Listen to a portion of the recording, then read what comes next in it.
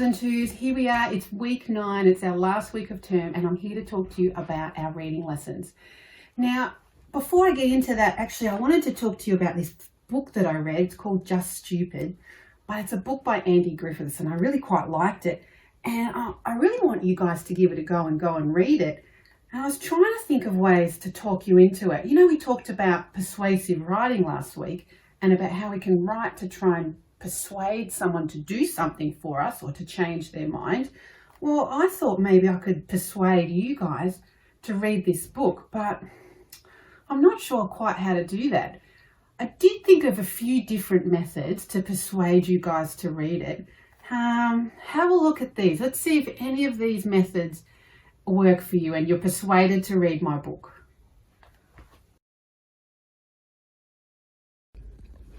This book is so good. You've really got to read it. You've really got to read it. You've got to read it. Read it. Read it.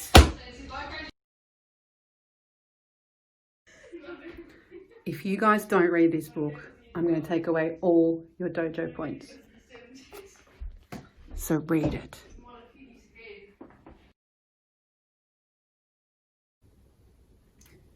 If you guys don't read this book, I'm never talking to you again, and I'm not going to be your friend.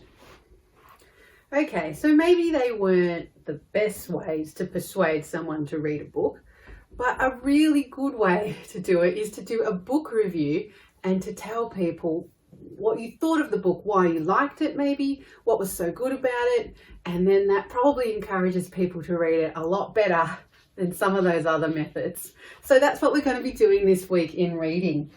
We have a little template there for you which lets you fill out a book review. So once you've read a book for 15 minutes, have a think about how you found it. Did you like it?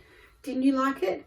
But more importantly, why? And what are some reasons, if you did like it, that you could use to try and convince someone else to read it? So for example, I've filled mine out for my book Just Stupid, and I've written, I really liked it because it was very funny, which it is. It's a pretty funny book.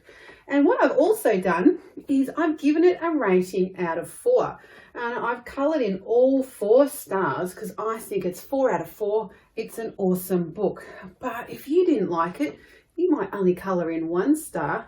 If you think it's okay, not the best, but it's all right, you could colour in 2 stars. And maybe if you think it's one of the better books you've read, yep, pretty good, go for 3 stars. And if it's awesome, amazing, the best book ever, maybe colour in 4 stars. So that is our task for this week. We are practicing giving our opinions on books and a little bit of persuasive writing and trying to explain to maybe someone else why it's good and why they should read it.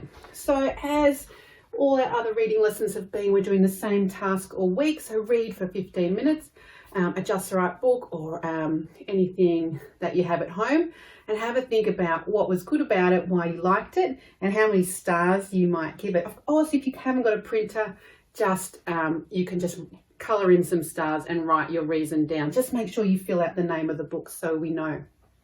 So that will be our task all week for reading.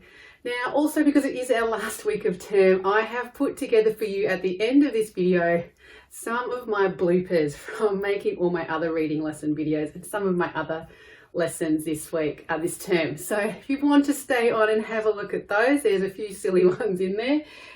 But otherwise, enjoy your reading this week, and we'll see you again next term.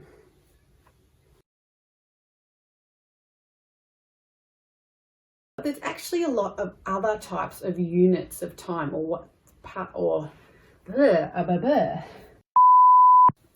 Hi guys, this is just a reminder that your daily reading task today involves looking bored.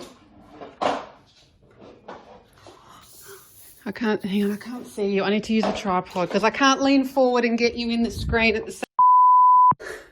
Hi everyone, and welcome to week 5 for spelling, and this is the blue group. So terrible. You could break the word up into chunks, you know, like la, ch, t. Looking at my screen. Turn it on. Just sit there. So there's a few skills and strategies we can practice. And I'd like to talk to you about 4 today in particular. So one of them is good old decoding, what we call decoding. And that's, no, it's not. Lucky. Lucky. Not now.